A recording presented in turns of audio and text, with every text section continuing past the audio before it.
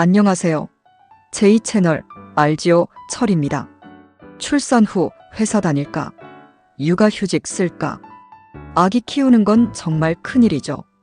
출산 후 바로 복직하는 게 쉽지도 않고 육아휴직을 쓰자니 월급 걱정이 되고 배우자도 같이 쓸 수 있을지 고민도 많고요.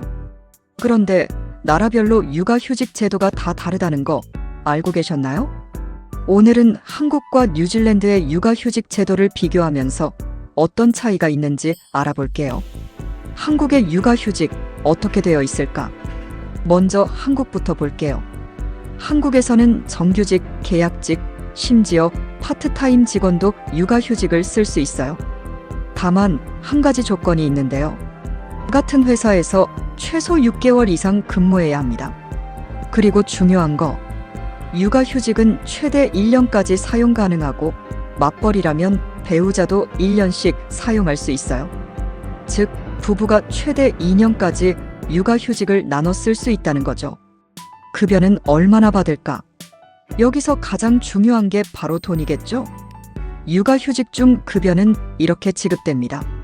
첫 3개월은 월급의 80% 상한 150만 원, 하한 70만 원.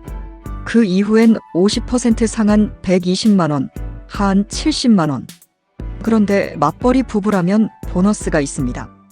먼저 한쪽이 육아휴직을 쓰고 그 다음 배우자가 쓰면 두 번째 사람은 첫 3개월 동안 월급의 100%를 받을 수 있어요.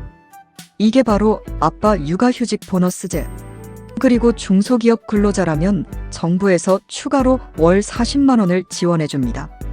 또한 육아휴직 중에도 국민연금과 건강보험료 일부를 정부가 지원해줘요.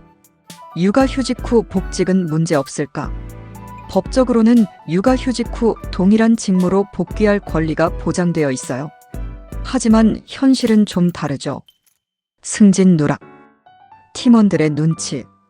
중소기업은 대체 인력 부족으로 사실상 육아휴직 사용이 어려운 경우도 많음. 이런 이유로 육아휴직을 쓰기가 부담스러운 분위기가 아직 남아 있어요. 뉴질랜드의 육아휴직은 한국과 뭐가 다를까? 뉴질랜드도 한국과 비슷하게 정규직, 계약직, 파트타임 근로자 모두 육아휴직을 신청할 수 있어요. 다만 육아휴직을 쓰려면 현재 직장에서 최소 6개월 이상 근무했어야 합니다. 육아휴직 기간은 뉴질랜드는 한국보다 조금 더 긴 최대 52주 1년까지 육아휴직이 가능해요. 하지만 급여 지원은 최대 26주 6개월만 지급됩니다. 나머지 26주는 무급이에요. 급여는 얼마나 받을까? 뉴질랜드는 한국처럼 월급의 몇 퍼센트 이런 방식이 아니라 고정금액을 지급하는데요.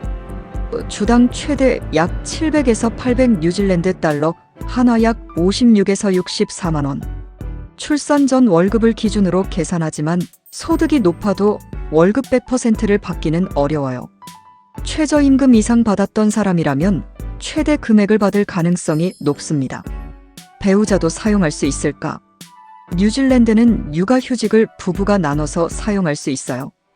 예를 들어 엄마가 16주 육아휴직을 쓰고 남은 10주는 아빠가 사용할 수도 있죠. 복직은 문제 없을까? 뉴질랜드는 육아휴직 후 동일한 직장으로 복귀할 법적 권리가 있습니다. 그리고 회사도 이런 제도에 익숙해서 대체 인력을 미리 고용하는 시스템이 잘 갖춰져 있어요. 즉, 눈치 안 보고 육아휴직을 쓸 수 있는 분위기. 한국 대 뉴질랜드, 어디가 더 좋을까? 한국. 급여 지원이 더 많음, 최대 1년 동안 급여 보장. 맞벌이 부부에게 유리한 보너스 제도 있음. 현실적으로 사용이 어려운 분위기. 뉴질랜드. 눈치 안 보고 자유롭게 사용할 수 있음. 맞벌이 부부가 유연하게 나눠 사용할 수 있음. 육아휴직 후 복직이 보장됨. 급여 지원이 6개월까지만 되고 지원 금액이 낮음. 그렇다면 여러분은 어떤 제도가 더 좋다고 생각하시나요? 한국의 높은 급여 지원 대 뉴질랜드의 자유로운 사용. 여러분의 의견을 댓글로 남겨주세요. 그리고 좋아요과 구독도 잊지 마세요. 제2채널 철입니다. 감사합니다.